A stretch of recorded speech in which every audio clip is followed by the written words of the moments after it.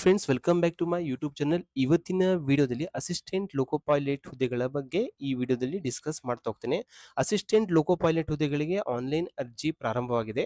Assistant ಲೋಕೋ pilot ಹುದ್ದೆಗಳಿಗೆ online application 12ನೇ ತಾರೀಕು 4ನೇ ತಿಂಗಳು ಏಪ್ರಿಲ್ ತಿಂಗಳು 2025ರಿಂದ ಆನ್ಲೈನ್ ಅಪ್ಲಿಕೇಶನ್ ನೀವು ಅಪ್ಲೈ ಮಾಡಬಹುದು. ಇಲ್ಲಿ ಕ್ಲೋಸಿಂಗ್ ಡೇಟ್ ಬಂದ್ಬಿಟ್ಟು 11/5/2025 ತನಕ ನೀವು ಆನ್ಲೈನ್ ಅಪ್ಲಿಕೇಶನ್ ಸಲ್ಲಿಸಬಹುದು. ಇಲ್ಲಿ ಕರೆಕ್ಷನ್ ಬಂದ್ಬಿಟ್ಟು 14/5/2025ರಿಂದ 23/5/2025 ತನಕ ನೀವು ಕರೆಕ್ಷನ್ ಮಾಡಬಹುದು. ಈ ಹುದ್ದೆಯ ಹೆಸರು ಬಂದ್ಬಿಟ್ಟು ಅಸಿಸ್ಟೆಂಟ್ ಲೋಕೋ ಪೈಲಟ್ ಅಂತಂದು. ಸ್ಟಾರ್ಟಿಂಗ್ ಬಂದ್ಬಿಟ್ಟು ನಿಮಗೆ 19,900 ತನಕ ಪೇಮೆಂಟ್ ಕೊಡ್ತಾ ಹೋಗ್ತಾರೆ. ಏಜ್ ಬಂದ್ಬಿಟ್ಟು ನಿಮಗೆ 18ರಿಂದ 30 ವರ್ಷದೊಳಗೆ ಇದ್ದವರು ಮಾತ್ರ ಈ ಆನ್ಲೈನ್ ಅಪ್ಲಿಕೇಶನ್ ಹಾಕಬಹುದು. ಟೋಟಲ್ ವೇಕೆನ್ಸಿ ಎಲ್ಲ ವೇಕೆನ್ಸಿ RRB ಅಲ್ಲಿ ಬಂದ್ಬಿಟ್ಟು ವೇಕೆನ್ಸಿ ಬಂದ್ಬಿಟ್ಟು 9,970 ವೇಕೆನ್ಸಿಗಳು ಇದಾವೆ. ಯಾರೆಲ್ಲ ಈ ಹುದ್ದೆಗಳಿಗೆ ಆನ್ಲೈನ್ ಅರ್ಜಿ ಸಲ್ಲಿಸಬಹುದು ಅಂತಂದ್ರೆ SSLC ಆದವರು ಅಥವಾ ITI ಆದವರು ಈ ಆನ್ಲೈನ್ ಅರ್ಜಿನ ಸಲ್ಲಿಸಬಹುದು. ಇಲ್ಲಿ ಸ್ಟಾರ್ಟಿಂಗ್ ಬಂದ್ಬಿಟ್ಟು ನಾನು ಹೇಳ್ದಂಗೆ 19,900 ರೂಪಾಯಿ ಪೇಮೆಂಟ್ ಕೊಡ್ತಾ ಹೋಗ್ತಾರೆ. ಇಲ್ಲಿ ನೋಡ್ರಿ SSLC ಪ್ಲಸ್ ಯಾವುದೇ ಕೋರ್ಸ್ ಮಾಡಿದ್ರೆ ಅಥವಾ diploma in mechanical, electrical engineering, automobile engineering ಆದವರು ಈ ಆನ್ಲೈನ್ ಅಪ್ಲಿಕೇಶನ್ ಹಾಕ್ತಾ ಹೋಗ್ಬೋದು. ಇಲ್ಲಿ ಫೀ ಬಂದ್ಬಿಟ್ಟು ಎಲ್ಲಾ ಕ್ಯಾಂಡಿಡೇಟ್ಸ್ ಗಳಿಗೆ 500 ರೂಪಾಯಿ ಅಮೌಂಟ್ ನ ಫೀನ ಪೇಮೆಂಟ್ ಮಾಡಬೇಕಾಗುತ್ತೆ. OBC ನವರು 500 ರೂಪಾಯಿ, ಜನರಲ್ ಕ್ಯಾಂಡಿಡೇಟ್ಸ್ ಬಂದ್ಬಿಟ್ಟು 500 ರೂಪಾಯಿ ಫೀಸ್ ನ ಪೇಮೆಂಟ್ ಮಾಡ್ಕೊಂತ ಹೋಗ್ಬೇಕಾಗುತ್ತೆ. ಇಲ್ಲಿ SC ST, ex service men, female, transgender, EBC ಕ್ಯಾಟಗರಿಯರು, ಮೈನಾರಿಟಿಯರು ಎಲ್ಲ ಬಂದ್ಬಿಟ್ಟು 250 ರೂಪಾಯಿ ಫೀಸ್ ನ ಕಟ್ಟಬೇಕಾಗುತ್ತೆ. ಇಲ್ಲಿ ಏಜ್ ರಿಲ್ಯಾಕ್ಸೇಷನ್ ಬಂದ್ಬಿಟ್ಟು SC ST ಕ್ಯಾಂಡಿಡೇಟ್ಸ್ಗೆ 5 ವರ್ಷ ಅಂದ್ರೆ 30 ವರ್ಷ ಆದ್ರೆ 35 ವರ್ಷ ತನಕ ಅವರು SC ST ನವರು ಈ ಅಪ್ಲಿಕೇಶನ್ ಹಾಕ್ಬೋದು. OBC ಬಂದ್ಬಿಟ್ಟು 3 ವರ್ಷ ಅಂದ್ರೆ 33 ವರ್ಷ ತನಕ ಆನ್ಲೈನ್ 33 ವರ್ಷ ತನಕ ಅವರು ಅಪ್ಲೈ ಮಾಡಬಹುದು. ಇಲ್ಲಿ ಎಕ್ಸ್ ಸರ್ವಿಸ್ ಮೆನ್ ಬಂದ್ಬಿಟ್ಟು 3 ವರ್ಷ ತನಕ, OBC NCL ಇದ್ದವರು 6 ವರ್ಷ ತನಕ, SC ST ಬಂದವರು 8 ವರ್ಷ ತನಕ ಎಕ್ಸ್ ಸರ್ವಿಸ್ ಮೆನ್ ಅವರು ಅಪ್ಲೈ ಮಾಡಬಹುದು. ಇಲ್ಲಿ ನೋಡ್ರಿ UR ಜನರಲ್ ಮತ್ತೆ EWS ಕ್ಯಾಟಗರಿ ಇದ್ರೆ 40 ವರ್ಷ ತನಕ, ಫಿಮೇಲ್ ಕ್ಯಾಂಡಿಡೇಟ್, ಡೈವರ್ಸ್, ವಿಡೋಡ್ ಇದ್ದರು 35 ವರ್ಷ ತನಕ, 38 ವರ್ಷ ತನಕ NCL ಕ್ಯಾಟಗರಿ ಇದ್ದವರು ಆನ್ಲೈನ್ ಅಪ್ಲೈನ ಮಾಡಬಹುದು. ಇಲ್ಲಿ ರಿಕ್ರೂಟ್ಮೆಂಟ್ ಪ್ರೋಸೆಸ್ ಹೇಗೆ ನಡೀತಾ ಹೋಗುತ್ತೆ ಅಂತಂದ್ರೆ ಇಲ್ಲಿ ನೀವು ಆನ್ಲೈನ್ ಮುಖಾಂತರ ಆನ್ಲೈನ್ ಅಪ್ಲಿಕೇಶನ್ ಹಾಕ್ಬೇಕಾಗುತ್ತೆ. ಫಸ್ಟ್ ಸ್ಟೇಜ್ ಅಲ್ಲಿ ಬಂದ್ಬಿಟ್ಟು CBT 1 ಅಂದ್ರೆ ಕಂಪ್ಯೂಟರ್ ಬೇಸ್ಡ್ ಟೆಸ್ಟ್ ನಡೀತಾ ಹೋಗುತ್ತೆ. ಸೆಕೆಂಡ್ ಸ್ಟೇಜ್ ಅಲ್ಲಿ CBT 2 ಅಂತ ನಡೀತಾ ಹೋಗುತ್ತೆ, ಅಂದ್ರೆ ಕಂಪ್ಯೂಟರ್ ಬೇಸ್ಡ್ ಟೆಸ್ಟ್ 2 ಅಂತ ನಡೀತಾ ಹೋಗುತ್ತೆ. Next computer based aptitude test ಅಂತ ಇಲ್ಲಿ CBAT 1 ನಡೀತಾ ಹೋಗುತ್ತೆ. ನೆಕ್ಸ್ಟ್ ನೀವು ಅದನ್ನ ಸೆಲೆಕ್ಟ್ ಆಯ್ತು ಅಂತಂದ್ರೆ ಡಾಕ್ಯುಮೆಂಟ್ ವೆರಿಫಿಕೇಶನ್ ನಡೀತಾ ಹೋಗುತ್ತೆ. ನೆಕ್ಸ್ಟ್ ಮೆಡಿಕಲ್ ಎಕ್ಸಾಮಿನೇಷನ್ ನಡೀತಾ ಹೋಗುತ್ತೆ.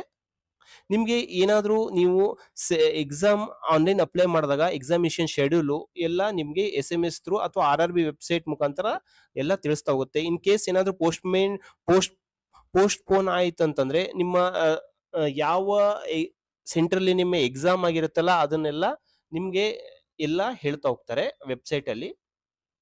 ಯಾವ ತರದ ಡಾಕ್ಯುಮೆಂಟ್ ಇರ್ಬೇಕಂತಂದ್ರೆ ನೀವು ಪ್ಲೇನ್ ವೈಟ್ ಬ್ಯಾಕ್ ಗ್ರೌಂಡ್ ಇರ್ತಕ್ಕಂತ ಫೋಟೋನೇ ಅಪ್ಲೋಡ್ ಮಾಡಬೇಕಾಗತ್ತೆ. ಇಲ್ಲಿ ನೋಡ್ರಿ 150 DPI ರೆಸೊಲ್ಯೂಷನ್ ಇರ್ಬೇಕಾಗತ್ತೆ. 50 to 150 KB ಒಳಗಡೆ ಇರ್ಬೇಕಾಗತ್ತೆ. ಫೋಟೋ ಬಹಳ ಹಳೇದಾಗಿರ್ಬಾರ್ದು, 2 ತಿಂಗಳ ಹಳೇದಾಗಿರ್ಬೇಕಾಗತ್ತೆ. ಇಲ್ಲಿ ನೋಡ್ರಿ ಕ್ಯಾಪ್, ಯಾವುದೇ ತರದ ಕ್ಯಾಪ್ ಹಾಕೊಂಡಿರ್ಬಾರ್ದು, ಮತ್ತೆ ಯಾವುದೇ ತರದ ಗ್ಲಾಸ್ ಹಾಕೊಂಡಿರ್ಬಾರ್ದು. ಎಲ್ಲ ಕ್ಲಿಯರ್ ಆಗಿ ಮುಖ ಕಾಣ್ತಿರ್ಬೇಕು. ಇಲ್ಲಿ ನೋಡ್ರಿ ಫುಲ್ ಇಲ್ಲಿ ಎಲ್ಬೋ ಮತ್ತೆ ಚೆಸ್ಟ್ ಪೋರ್ಷನ್ ಕ್ಲೀನ್ ಆಗಿ ಕಾಣ್ತಿರ್ಬೇಕು. ಕಣ್ಣು ಕರೆಕ್ಟ್ ಆಗಿ ಓಪನ್ ಆಗಿರ್ಬೇಕು ಅಂತ ಫೋಟೋನ ಅಪ್ಲೋಡ್ ಮಾಡ್ಬೇಕಾಗತ್ತೆ. ಇಲ್ಲಿ ನೋಡ್ರಿ 240 into 320 ಪಿಕ್ಸೆಲ್ಸ್ ಹೈಟ್ ಅಲ್ಲಿ ಇರಬೇಕಾಗತ್ತೆ. ನೆಕ್ಸ್ಟ್ ಇಲ್ಲಿ ನೋಡ್ರಿ the photo should be free from signature, name, dates and R any other marks ಅಂತಿದೆ. ಆ ಫೋಟೋದಲ್ಲಿ ನೀವು ಯಾವುದೇ ತರದ ಸಿಗ್ನೇಚರ್ ಇರ್ಬೋದು, ಮತ್ತೆ ಯಾವುದೇ ತರದ ಹೆಸರು ಬರ್ದಿರ್ಬೋದು, ಯಾವುದೇ ತರದ ಡೇಟ್ ಇರ್ಬೋದು ಅಂತ ಫೋಟೋನ ನೀವು ಅಪ್ಲೋಡ್ ಮಾಡ್ಬೇಕಾಗತ್ತೆ. ಸಿಗ್ನೇಚರ್ ಬಂದ್ಬಿಟ್ಟು ಇಲ್ಲಿ ನೋಡ್ರಿ ಬ್ಲಾಕ್ ಲೆಟರ್ಸ್ ಅಲ್ಲಿ ಇರಬಾರ್ದು, ಕ್ಯಾಪಿಟಲ್ ಲೆಟರ್ಸ್ ಇರಬಾರ್ದು, ಡಿಸ್ಜಾಯಿಂಟ್ ಲೆಟರ್ಸ್ ಅಲ್ಲಿ ಇರಬಾರ್ದು, ರನ್ನಿಂಗ್ ಲೆಟರ್ಸ್ ಹ್ಯಾಂಡ್ ರೈಟಿಂಗ್ ಅಲ್ಲಿ ಇರಬೇಕಾಗತ್ತೆ. JPG ಅಥವಾ JPG ಫಾರ್ಮೆಟ್ ಅಲ್ಲಿ ಇರಬೇಕಾಗತ್ತೆ. 30ರಿಂದ 49 KB ಅಲ್ಲಿ ಇರಬೇಕಾಗತ್ತೆ. ಪಿಕ್ಸೆಲ್ ಹೈಟ್ ಬಂದ್ಬಿಟ್ಟು 140 ಪಿಕ್ಸೆಲ್ಸ್ ಇಲ್ಲಿ ವಿಡ್ತ್ ಅಲ್ಲಿ ಇರಬೇಕಾಗತ್ತೆ. 60 ಪಿಕ್ಸೆಲ್ಸ್ ಇನ್ ಹೈಟ್ ಇರಬೇಕಾಗತ್ತೆ. ಇಲ್ಲಿ ನೋಡ್ರಿ ಕರೆಕ್ಟ್ ಆಗಿ ನೀವು ಕರೆಕ್ಟ್ ಆಗಿ ಆ ವೈಟ್ ಪೇಪರ್ಲಿ ಇಷ್ಟೇ 35 mm ವಿಡ್ತ್ ನಲ್ಲಿ ಮತ್ತೆ 20 mm ಹೈಟ್ ಅಲ್ಲಿ ಆನ್ಲೈನ್ ಫೋಟೋನ ನಿಮ್ಮ ಸಿಗ್ನೇಚರ್ ಮಾಡಿರ್ತಕ್ಕಂಥ ಫೋಟೋನ ಅಪ್ಲೋಡ್ ಮಾಡ್ಬೇಕಾಗತ್ತೆ. ಇಲ್ಲಿ ಏನಂತಂದ್ರೆ ನೀವು ಸೈನ್ ಮಾಡಿರ್ತಕ್ಕಂಥ ಫೋಟೋ ಸಿಗ್ನೇಚರು ಮತ್ತೆ ನೀವು ಅಲ್ಲಿ ಸೈನ್ ಮಾಡ್ತಿರಲ್ಲ, ನೀವು ಎಕ್ಸಾಮ್ ಸೆಂಟರ್ ನಲ್ಲಿ ವಿಸಿಟ್ ಆಗಿ ಸೈನ್ ಮಾಡ್ತಕ್ಕಂತ ಸಿಗ್ನೇಚರ್ ಎರಡು ಸೇಮ್ ಆಗಿರ್ಬೇಕಾಗತ್ತೆ. ಇಲ್ಲ ಇನ್ ಕೇಸ್ ನೀವು ಈ ಎರಡು ಸಿಗ್ನೇಚರ್ ಬೇರೆ ಬೇರೆ ಇದ್ದಲ್ಲಿ ನಿಮ್ ಏನಂತಂದ್ರೆ ನಿಮ್ಮ ಅಪ್ಲಿಕೇಶನ್ ರಿಜೆಕ್ಟ್ ಆಗ್ತಾ ಹೋಗುತ್ತೆ. ಇಲ್ಲಿ ನಿಮ್ಮ ಯಾವ್ಯಾವ ಯಾವ್ಯಾವ RRB ಅಲ್ಲಿ ಎಷ್ಟೆಷ್ಟು ವೇಕೆನ್ಸಿ ಇದಾವೆ ಅಂತಂದು ಇಲ್ಲಿ ನೋಡ್ರಿ, ಅಹಮದಾಬಾದ್ ಝೋನ್ ಅಲ್ಲಿ ಬಂದ್ಬಿಟ್ಟು ನೋಡ್ರಿ UR ಅಂದ್ರೆ ಜನರಲ್ ಕ್ಯಾಟಗರಿ SC ST ಬಂದು 74, ST ನವರಿಗೆ 37, OBC 130, economically weaker section ಗೆ 33 ಇದೆ. ಟೋಟಲ್ ಬಂದ್ಬಿಟ್ಟು 497 ಇದೆ. ಇಲ್ಲಿ ಅಜ್ಮೇರ್ ಅಲ್ಲಿ ಎಷ್ಟಿದೆ ಅಂತ ಗೊತ್ತಾಗ್ತಾ ಹೋಗುತ್ತೆ ನೋಡ್ರಿ. ಪ್ರಯಾಗ್ರಾಜ್ ಅಲ್ಲಿ ಎಷ್ಟಿದೆ, ಭೋಪಾಲ್ ಅಲ್ಲಿ ಎಷ್ಟಿದೆ, ಭುವನೇಶ್ವರ್ ಅಲ್ಲಿ ಎಷ್ಟು ವೇಕೆನ್ಸೀಸ್ ಇದಾವೆ, ಬಿಲಾಸ್ಪುರ್ ಅಲ್ಲಿ ಎಷ್ಟಿದಾವೆ, ಚಂಡೀಗಢ ಅಲ್ಲಿ ಇದೆ, ಚೆನ್ನೈನಲ್ಲಿ ಎಷ್ಟಿದೆ, ಗೋರಖ್ಪುರ್, ಗುವಾಹಟಿ, ಜಮ್ಮು, ಶ್ರೀನಗರ್ ಮತ್ತೆ ಕೋಲ್ಕತ್ತಾ, ಮಾಲ್ದಾ, ಮುಂಬೈ, ಮುಜಾಫರ್ಪುರ್, ಪಟ್ನಾ, ರಾಂಚಿ, ಸಿಕಂದ್ರಾಬಾದ್, ಸಿಲಿಗುರಿ, ತಿರುವನಂತಪುರಂ ಅಲ್ಲಿ ಎಷ್ಟೆಷ್ಟಿದೆ ಅಂತಂದು ನೋಡಿ. ಫಸ್ಟ್ ಜನರಲ್ ಕ್ಯಾಟಗರಿ ಬಂದ್ಬಿಟ್ಟು 4116 ಇದಾವೆ. SC ST ಬಂದ್ಬಿಟ್ಟು 1716 ಇದಾವೆ. ST ನವರಿಗೆ ಬಂದ್ಬಿಟ್ಟು 858 ವೇಕೆನ್ಸೀಸ್ ಗಳಿದಾವೆ. OBC ಬಂದ್ಬಿಟ್ಟು 2289 ವೇಕೆನ್ಸಿ ಇದಾವೆ. EWS ಬಂದ್ಬಿಟ್ಟು 991 ವೇಕೆನ್ಸಿ ಇದಾವೆ. ಟೋಟಲ್ ಬಂದ್ಬಿಟ್ಟು 970